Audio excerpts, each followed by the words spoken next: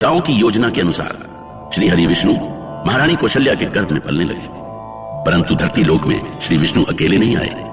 उनके साथ सुमित्रा के गर्भ में शेषनाग, केकई के गर्भ में विष्णु का शंख और चक्र भी आए। जैसे जैसे बच्चों के जन्म का समय पास आता जा रहा था, अयोध्या के राजमहल में खुशियों की वर्षा हो रही थी। महाराजा दशरथ दिन रात राजमहल में बच्चों की किलकारियों की कल्पना में डूबे रहते थे। माता कौशल्या को स्वप्न में भी यही लगता था कि साक्षात श्री विष्णु उनके पुत्र के रूप में उनसे बातें कर रहे हैं। ओम विष्णवे नमः।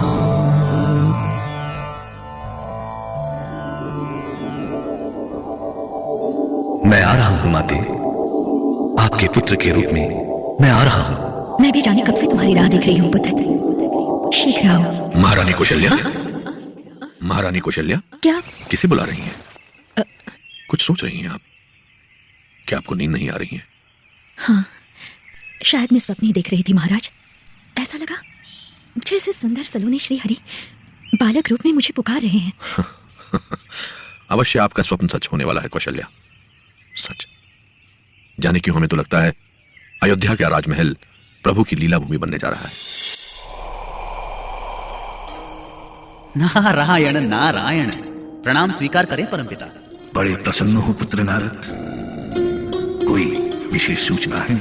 आपसे क्या छिपा है परमपिता, आप तो सब कुछ जानते हैं। अयोध्या के राजमहल में हरि विष्णु के अवतार रूप की अधीरता से प्रतीक्षा हो रही है। अयोध्या ही क्यों पुत्र, महाराज दशरथ के पुत्र की प्रतीक्षा तो सारा संसार कर रहा है। सत्य कह रहे हैं परमपिता, किंतु दूसरी ओर राक्षस राज लंकापति रावण का अहंकार तो बढ़ता जा रहा है। पुत्र नारद, लंकेश रावण जो भी कह रहा है उसमें उसका भय ही छिपा है, जबकि सत्य तो ये है कि मुझे राम के रूप में असुरों, दानवों और दैत्यों के विनाश की आहट मिल रही है। तो राम के आने में देर क्यों है परमपिता? अब और देर नहीं पुत्र, वो देखो सारे संसार की प्रतीक्षा समाप्त हुई। भय प्रकट कृपाला दीन दयाला कौशल्या हितकारी, हर्षित महतारी मुनि मन हरि अद्भुत रूप विचारी। लोचन अभिरामा तनु घनश्याम निज अयुध भुजचारी, भूषण बनमाला नयन विशाला शोभा सिंधु खरारी, शोभा सिंधु खरारी। तो आखिर माता कौशल्या और सारे संसार की प्रतीक्षा समाप्त हुई। प्रभु के जन्म लेने की वो शुभ घड़ी आ ही गई।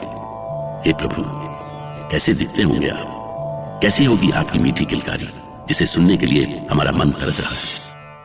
अयोध्या के राजमहल में खुशियों की वर्षा हो रही थी। माता कौशल्या को स्वप्न में भी यही लगता था कि साक्षात श्री विष्णु उनके पुत्र के रूप में उनसे बातें कर रहे हैं।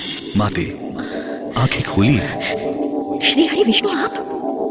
मुझे तो विश्वास ही नहीं हो रहा है कि आप साक्षात मेरे सामने खड़े हैं। विश्वास कीजिए माता, मैं आपके पुत्र के रूप में अवतार लेने के लिए आया हूं। मैं धन्य हुई प्रभु, मैं धन्य हुई, किंतु मेरी एक विनती है, कृपा करके आप इस विराट रूप को त्याग कर बालक रूप में मेरे पास आए, जिससे मैं आपको अपनी गोद में खिला सकूं। अब तो मैं भी आपका बालक हूं मां, आप जो आदेश देंगी मुझे मानना ही होगा। विप्रधेनु सुर संतहित, लीन मनुज अवतार। निज इच्छा निर्मित तनु, माया गुण गोपाल।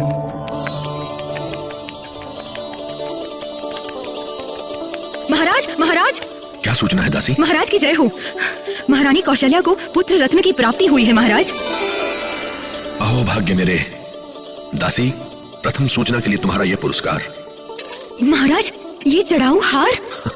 हार क्या, इस सूचना के लिए तो अयोध्या का राजकोष भी कम है दासी। महाराज, महाराज, महारानी कैकेयी को पुत्र रत्न की प्राप्ति हुई है। महाराज, महाराज, महारानी सुमित्रा 2 पुत्रों की मां बनी है। हे ईश्वर, इतनी खुशी तो मेरे मन में ही नहीं समाती। सुमंत, अयोध्या का राजकोष खोल दिया जाए, सबको मुंह मांगा दान दिया जाए, उत्सव की तैयारियां की जाए।